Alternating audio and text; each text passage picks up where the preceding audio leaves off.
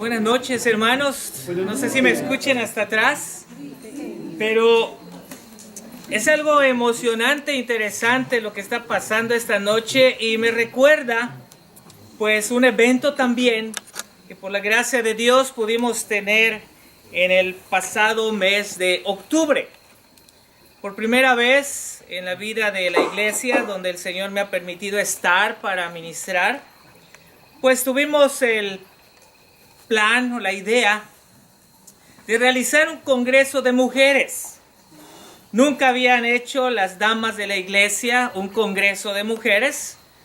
Y bueno, como nunca lo habían hecho, creo que dijeron que sí, vamos a hacerlo.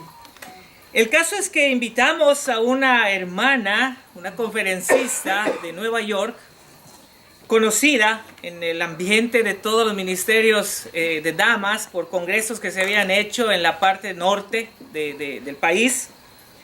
El caso es que, por la gracia de Dios, en ese evento se pudieron reunir 450 mujeres. Bien pudimos tener más, pero el espacio de la iglesia donde lo hicimos ya no cabía. Y pasó algo similar a lo que está pasando esta noche. Justamente en la tarde, cuando ya íbamos a empezar nuestras actividades, se quemó prácticamente toda la cablería que venía de la calle hacia la iglesia. Nos quedamos sin sonido, nos quedamos sin ventilación, por los ventiladores ya no funcionaban, no había corriente. Y nos dijeron que para poder reparar esa parte que se había afectado iba a tardar como 5 a 6 horas. El caso es que pues estaba oscureciendo también. Y los músicos que ya estaban preparados y listos con el teclado, con la guitarra, ¿no?, con la batería, pues dijeron, ¿y ahora qué hacemos? Pues no podemos hacer otra cosa más que agarrar tu guitarra acústica, que agarrar tu pandero, y los chicos y las chicas de las voces, pues ponerse a cantar. Y sucedió lo mismo que sucedió esta noche. No pudimos apreciar y disfrutar un momento tan agradable de alabanzas que se cantaron a capela. No pudimos disfrutar mejor ese tiempo escuchando a 450 voces femeninas cantando alabanzas a Dios solamente con sus voces. Y esto nos lleva a nosotros a pensar que no importan las circunstancias, mientras el nombre del Señor sea alabado y su pueblo lo esté glorificando.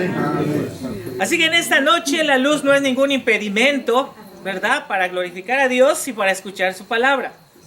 Así que de verdad les agradezco la oportunidad de estar aquí. Agradezco la invitación que se nos haya hecho para poder estar este tiempo y disfrutarlo con ustedes, de poder conocerles, de compartir con ustedes, de convivir con ustedes. Y bueno, en esta noche ya hemos leído nosotros un pasaje bíblico que se encuentra en el libro de los Hechos, capítulo 3, versículos del 1 al 10. Cuando nosotros leemos este pasaje bíblico es algo impresionante, porque estos primeros 10 versículos nos están dando una pauta o nos están dando un antecedente de lo que va a seguir realizando Pedro del versículo 11 hasta el versículo 26. No vamos a ver hoy del versículo 11 al 26, esto lo veremos me parece que el día de mañana, pero los primeros 10 versículos del capítulo 3 nos muestran grandes enseñanzas, y esta noche por lo menos vamos a reflexionar en 3 enseñanzas, en 3 verdades que la Escritura nos dice.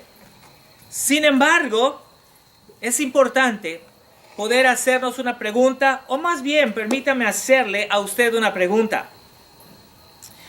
¿Alguna vez en tu vida has deseado algo y del cual recibiste más de lo que deseaste? ¿Algún día o en algún momento de tu vida tu corazón deseaba algo con mucha intensidad y con mucha fuerza y recibiste lo que deseabas, pero recibiste más de lo que quizá tú pudiste imaginar? ¿Por qué hago la pregunta? Porque lo que vemos en los primeros 10 versículos de Hechos capítulo 3 es algo parecido. Hay un deseo ferviente en el corazón de un hombre que durante muchos años de su vida, aproximadamente 40 años de su vida, estaba deseando tener, y en este momento todavía no había sido una realidad en su vida. Pero si queremos nosotros analizar un poquito antes de adentrarnos a estas 3 verdades, podemos considerar el contexto. ¿Qué es lo que está sucediendo?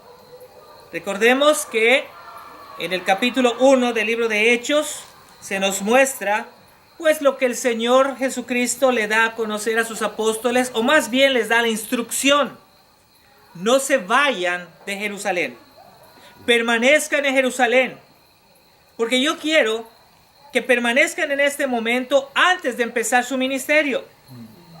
Yo sé que ustedes, dice el Señor, me van a ser testigos en Jerusalén, en Judea, en Samaria y hasta lo último de la tierra. Pero esto no va a ser posible en este momento. Así que ustedes tienen que permanecer en Jerusalén hasta que el Consolador que yo les prometí venga a sus vidas.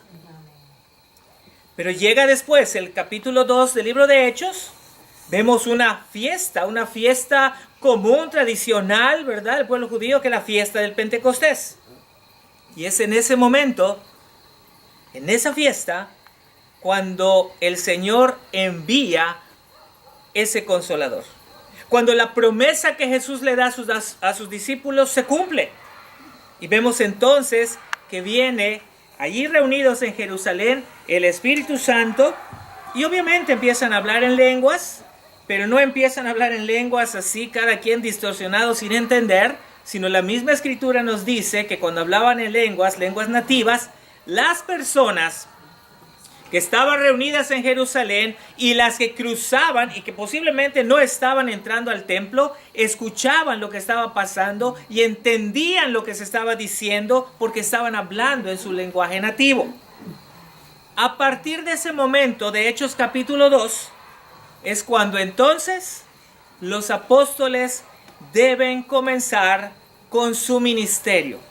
Es en ese momento cuando los apóstoles van a desarrollar y van a empezar ese camino para proclamar la palabra de Dios, aun cuando Jesús no está presente. Jesús ya ascendió al cielo. Así que ellos ahora tienen la encomienda de ir y predicar la obra salvífica de Jesucristo.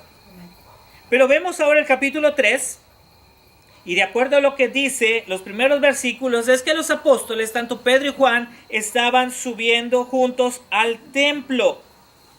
Y era la hora novena, la hora de la oración. A veces cuando leemos el texto bíblico nos preguntamos ¿por qué tantas cosas específicas?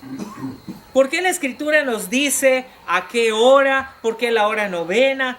¿No es suficiente con que el Señor haya inspirado su palabra y diga subieron a orar? Bueno, recordemos que en el tiempo de los judíos, el tiempo apostólico, para los tiempos de oración o los momentos de oración en el templo se daban en 3 horarios diferentes.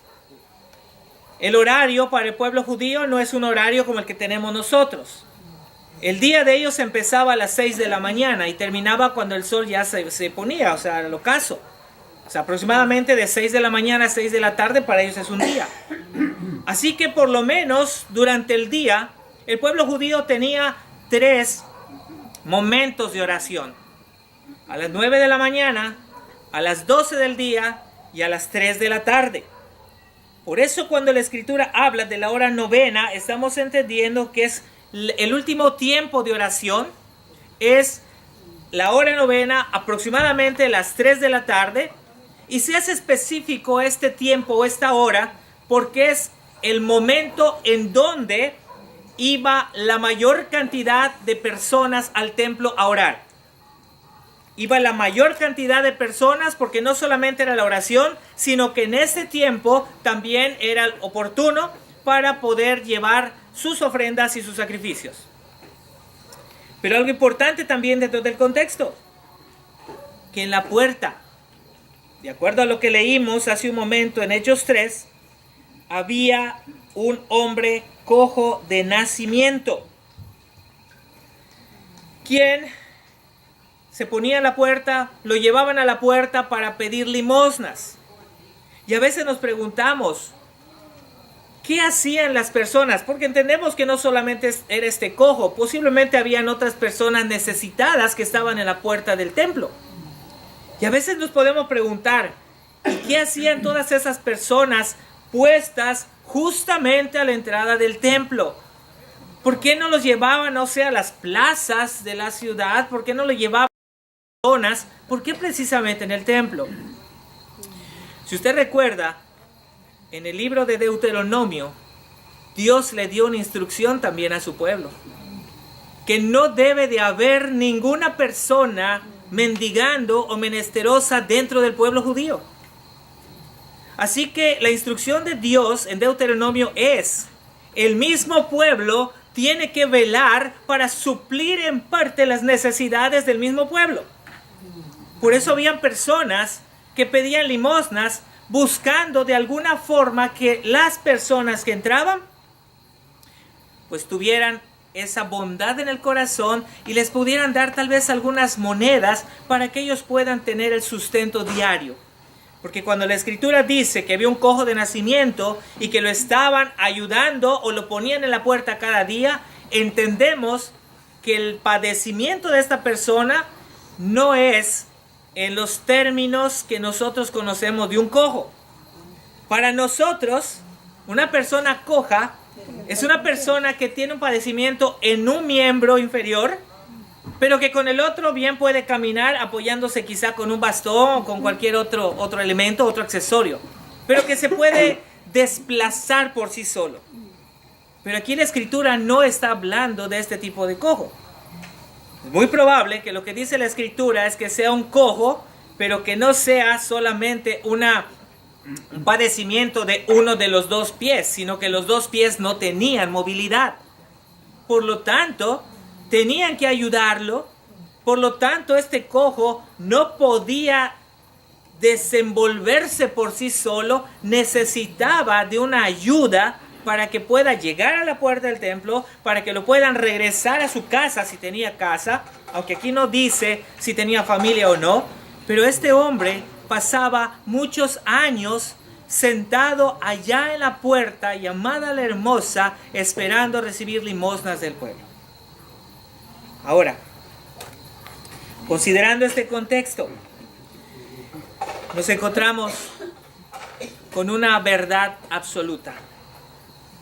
Y la verdad que Dios quiere enseñarnos en esta noche es, amado hermano, amada hermana, usted que ya es creyente en Jesucristo, usted que ya es hijo o hija de Dios, dé lo que tenga que dar. Vuelvo a repetir, la instrucción de Dios es, dé lo que tenga que dar. Y ahora, ¿qué tengo que dar? Tal vez estén preguntando. Y ahorita lo vamos a ver a través de estas tres verdades, tres enseñanzas o tres lecciones que encontramos. La primera de ellas, dice la escritura, que este hombre cuando vio a Pedro y a Juan que iban a entrar en el templo, les rogaba que le diesen limosna. Pedro, con Juan fijando en él los ojos, les dijo, míranos. Entonces él les estuvo atento, esperando recibir de ellos algo. Mas Pedro dijo, no tengo plata ni oro, pero lo que tengo te doy. En el nombre de Jesucristo de Nazaret, levántate y anda. La primera verdad que encontramos aquí es la evidencia de la autoridad apostólica. Porque si usted se da cuenta, los apóstoles no habían hecho ningún milagro. Este es el primer milagro que los apóstoles hacen después del día de Pentecostés. Y este milagro tiene que ver con un respaldo que viene de Dios, mostrándole a las personas que tanto Pedro como Juan eran sus discípulos, son sus discípulos, y que ellos habían recibido la autoridad apostólica para continuar el ministerio que Jesús ya había hecho sobre la tierra. Y cuando vemos este milagro que ellos hacen, no estamos diciendo que nosotros hoy en día, por ser hijos de Dios, podemos ir con cualquier enfermo para decirle, en el nombre de Cristo te digo, levántate y anda. No en ese sentido está hablando la Escritura, sino la Escritura está hablando diciendo que los apóstoles tenían esa autoridad y que el milagro o los milagros que el Señor les iba a permitir realizar a través de la obra del Espíritu Santo era solamente para dar evidencias de que ellos sí tenían la autoridad, sí eran apóstoles realmente de Jesucristo. Hoy en día, aunque nosotros no le podemos decir a alguien levántate y anda, porque si el Señor no quiere no lo va a levantar y los que van a tener problemas luego somos nosotros. Lo que va a pasar aquí es que nosotros, como hijos de Dios, sí podemos interceder por las personas que tienen algún padecimiento y que necesitan ser sanadas por el Señor a través del Espíritu Santo. O sea, cuando digo interceder, estoy diciendo que nosotros podemos pedirle a Dios que mire con compasión a las personas y que si está en su voluntad las pueda curar y las pueda sanar. Porque entendemos que si Dios obra en la vida de ellos y las sana, es testimonio de que nuestro Dios es real. Es testimonio de que Jesucristo vive, de que Jesucristo es el único que puede dar sanidad de cualquier padecimiento que cualquier persona pueda tener. Pero la historia no termina ahí. Sigue diciendo que después le dijeron, no tengo plata ni tengo oro, pero lo que tengo te doy, en el nombre de Jesucristo de Nazaret, levántate y anda. La pregunta que hice al inicio es que si has deseado algo, lo has deseado con tanta intensidad. Gracias. Ahora sí ya no voy a gritar. ¿Lo has deseado con tanta intensidad y que recibiste más de lo que tú querías o pensabas? Este hombre quizá solo extendió su mano para recibir un par de monedas. Pero este hombre no recibió un par de monedas. Recibió mucho más que un par de monedas. En primer lugar, recibió la sanidad física. Y en segundo lugar, recibió lo más importante, la salud espiritual. Porque después de que fue sanado, no desapareció. Después de que fue sanado, dice la Escritura que él se levantó brincando, saltando y alabando, no a los apóstoles, alabando a Dios. Entonces, ¿qué es lo que nosotros debemos hacer como hijos de Dios? Esta es la segunda lección, la segunda verdad. Que nosotros, ante las necesidades de las personas, sí podemos, por lo menos, ayudarlos, en parte, a suplir su necesidad física.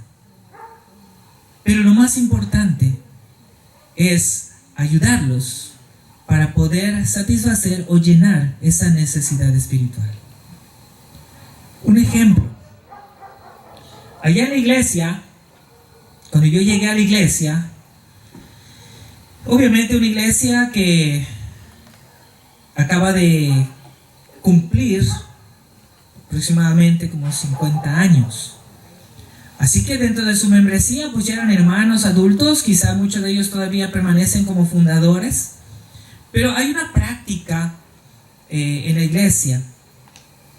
Cuando viene alguien con alguna necesidad, o cuando viene alguien con algún padecimiento, o cuando alguien se enferma, lo típico o lo común que hacen, estoy hablando de Yucatán, de Mérida, de la península, lo que hacen es, ay hermano, estás enfermo, no te preocupes, vamos a orar por ti. No es malo que oren por él. Pero alguna vez los hermanos se preguntan, voy a orar para que Dios lo sane, pero ¿qué tal si en su enfermedad no está trabajando? No sé si tiene para comer. No sé si tiene para comprar algo. O sea, solo orar es bueno, pero sería mucho mejor que aparte de orar, lo ayudes con algo para solventar parte del gasto que él necesita tener. Es lo que está pasando aquí.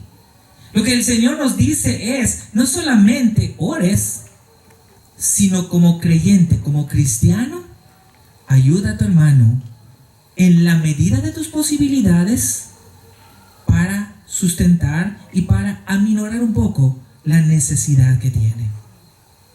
Lo que vemos aquí con el cojo es que él no solamente no recibe dinero de los apóstoles, sino él recibe lo que durante muchos años deseaba y que nadie había podido ayudarlo.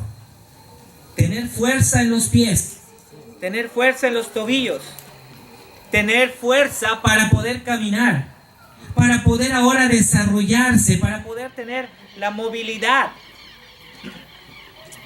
Quizá ahora él pensaba, pues ahora que camino, puedo conseguir un trabajo, puedo hacer algo para buscar mi sustento.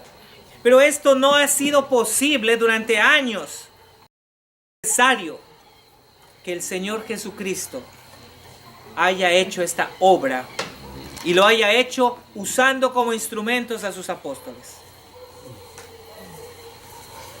Toda persona, amados hermanos, tiene una necesidad espiritual. No solamente nosotros que somos sus hijos. Las personas que hoy en día viven sin Cristo no necesariamente tienen que tener un padecimiento físico.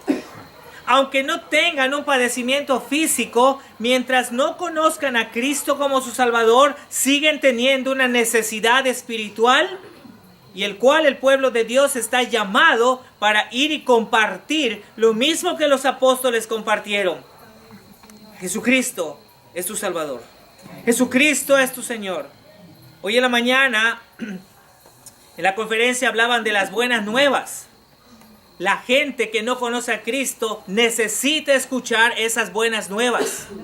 No para que les sanen algo físico si no tienen, sino para que puedan recibir la bendición del perdón de sus pecados, de la promesa de una salvación que de acuerdo a la Escritura no la podemos perder porque lo que Dios promete lo cumple. Entonces, ahí está lo que la iglesia también debe de hacer. Por eso el título que les dije al principio, o el tema es, o la verdad, da lo que tienes que dar. ¿Y qué es lo que tienes que dar, amado hermano? Tienes que dar a conocer a ese Señor que en un día te alcanzó, te buscó, te encontró, te trajo a sus pies y te dio la oportunidad y el privilegio de poder gozar de una vida futura, de una vida eterna, gozando y reinando con Él, como dice su palabra. Por otro lado, sigue diciendo la Escritura: y tomándole por la mano derecha le levantó, y al momento se le afirmaron los pies y tobillos. Y saltando se puso en pie y anduvo, y entró con ellos en el templo, andando y saltando y alabando a Dios. Y todo el pueblo le vio andar y alabar a Dios, y le reconocieron que era el que se sentaba a pedir limosna a la puerta del templo, la hermosa, y se llenaron de asombro y espanto por lo que le había sucedido. Cuando una persona viene a Cristo y ha entendido que Cristo es lo que él necesitaba para que su vida cambie y sea transformada, cuando Cristo viene a nuestra vida, cuando nosotros tenemos un encuentro personal con Él, nuestra vida no va a seguir siendo la misma que antes. Nuestra vida cambia. Y no porque nosotros querramos cambiar, nosotros no queremos cambiar. Nuestra vida cambia porque es el Espíritu Santo quien mora en nosotros, quien nos va cambiando, nos va moldeando a la forma que Dios quiere que tengamos, no a la que yo quiero. Si no, usted recuerda la historia en el libro del profeta Jeremías, el barro y el alfarero. Jesús nos va dando a nosotros el molde que Él quiere. ¿Y por qué lo hace? Porque como somos sus hijos, Él cada día nos está moldeando y conformando a la imagen de su Hijo Jesucristo. Y eso es evidente. Y eso se debe notar. Y eso se ve a través de nuestra vida cristiana. Entonces, lo que aquí está pasando es simple y sencillamente que este hombre, quien ha recibido la gran bendición, no solamente de tener una salud física, sino ahora disfrutar, porque podemos entender que también, al alabar a Dios, es un reconocimiento de que Él ha sido perdonado también de sus pecados y ha sido incluido dentro del pueblo. Y por eso cantaba y por eso alababa a Dios y por eso entonces podía testificar. Hay un cambio, hay una transformación.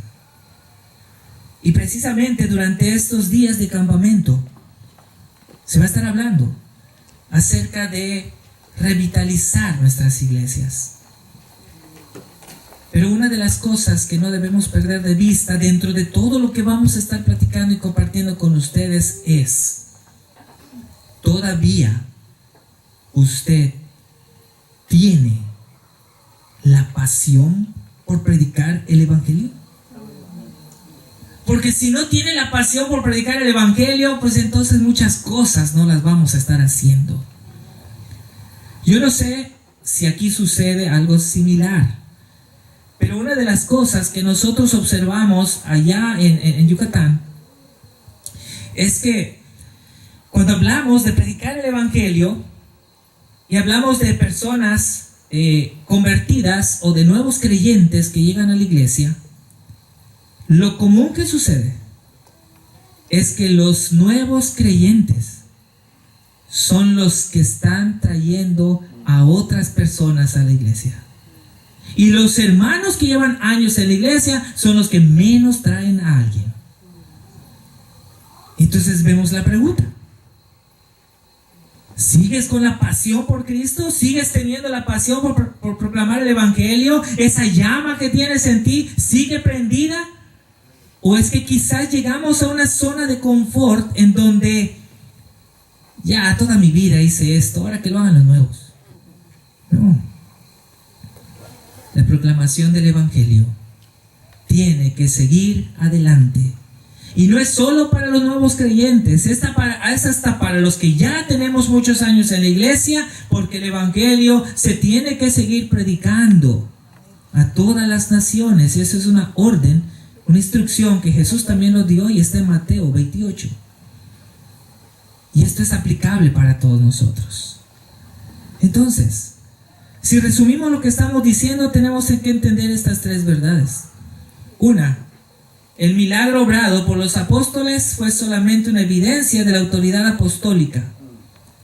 Y de qué manera nosotros hoy en día no vamos a hacer milagros, ciertamente, porque ellos tampoco hicieron el milagro. Obviamente el que hizo el milagro fue Dios a través del Espíritu Santo. Los usó ellos como instrumentos, pero nosotros lo que hacemos hoy es interceder por las personas.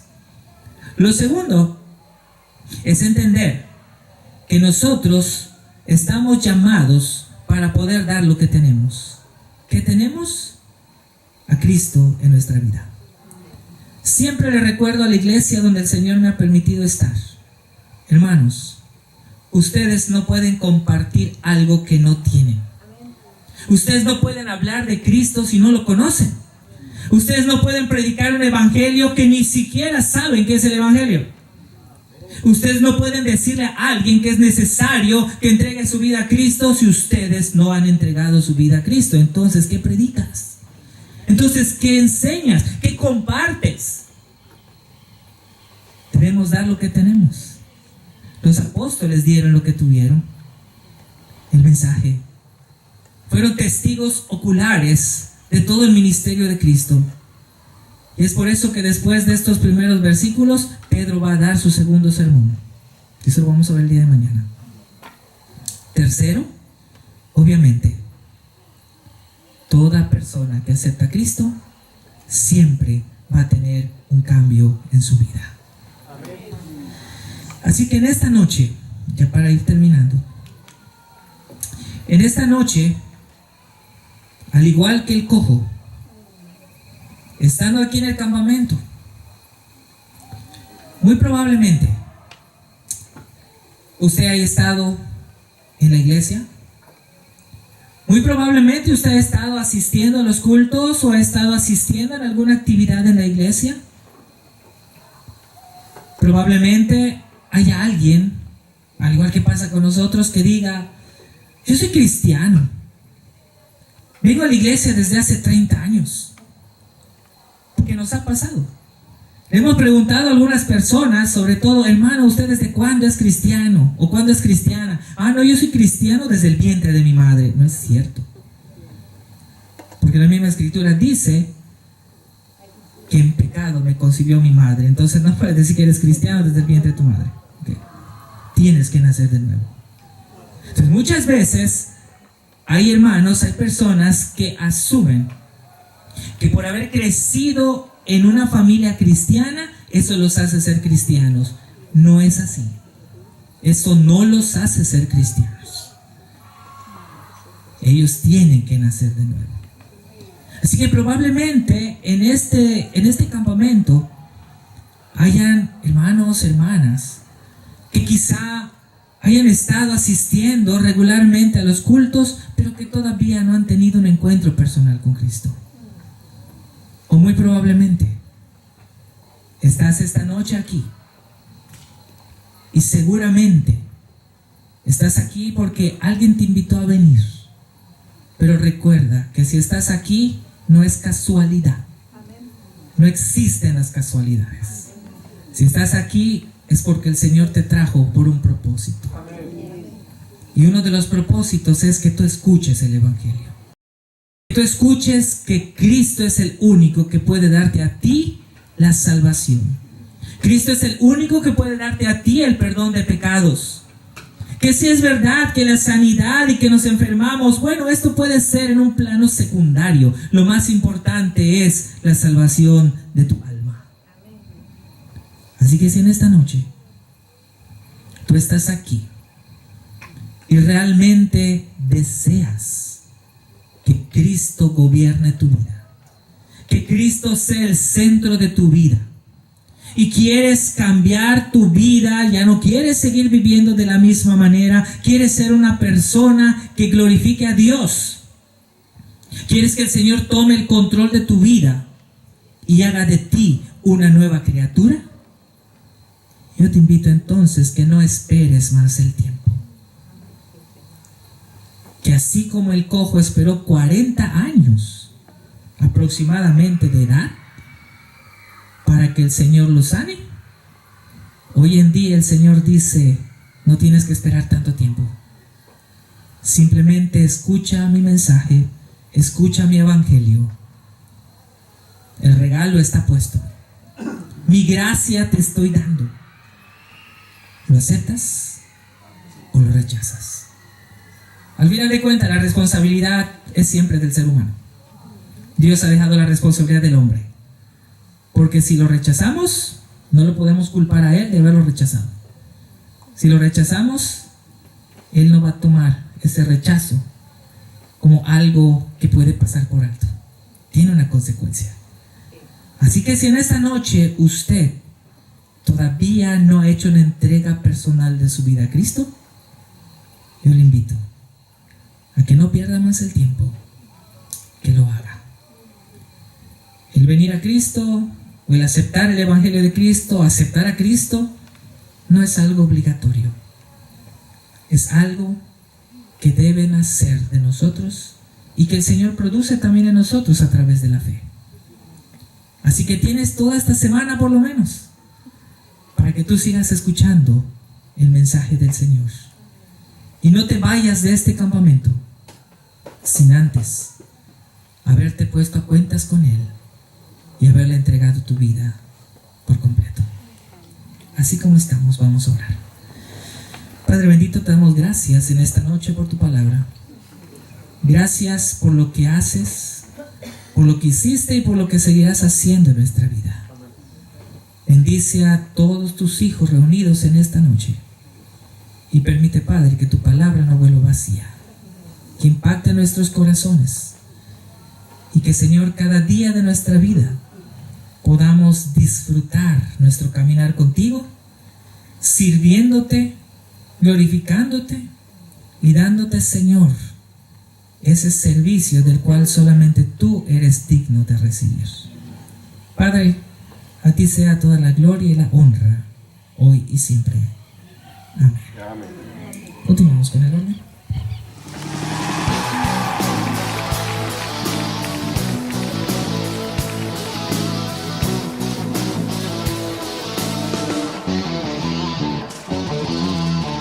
Somos el ejército de Dios, listos en una guerra espiritual, con armas poderosas de luz contra las fuerzas del mal.